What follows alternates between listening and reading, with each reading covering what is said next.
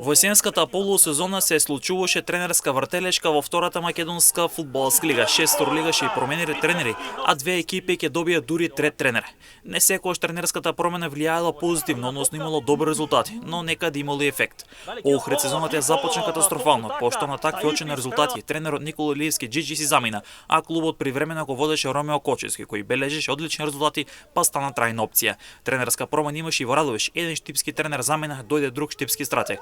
Горан Здравков е старо нов тренер кој го наследи Иван Варадиновски. Радовишани сега се во топ 5 екипи на второлигашката табела. Победа започна под водство на Јана Николовско и потоа си замина. Дојде Стојан Чедонимагловски како привремено решение, а остана како трајна опција. Победа далеку од сигурна за опстанок, па во пролетниот дел има навистина тежок предизвик за опстанок. Осого започна со Добринко Илиевски. Клубот не играше според планот, па дојде Горанчо Георгиев. Но останува да видиме дали Георгиев во пролетниот дел ќе го вади Осогово од резултатската криза и ќе води тешка пролетна борба за опстанок.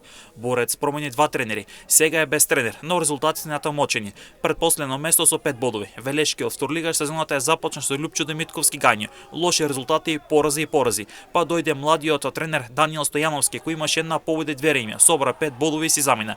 Клубот официјално не направи промоција на нов трет тренер. Тамо повеќе е јасно дека ќе треба големи промени. Останало да видиме што ќе се промени. Вардарски промени два тренери. Повратникот сезоната е започна со Васе Бекјаров кој собра 2 бодови. Дојде Ѓори Јовановски, но без ефект си замина. А на последното коло клубот остана без тренер на еден ден пред последниот есенски меч, кој што триумфираше над Осогово за прва радост. На полусезона очекуваме тренерски промени. Многу промени во играчкиот кадар, бидејќи не очекува неизвестна пролет за опстанок, но и за прва лига, како и за баражот за прва лига.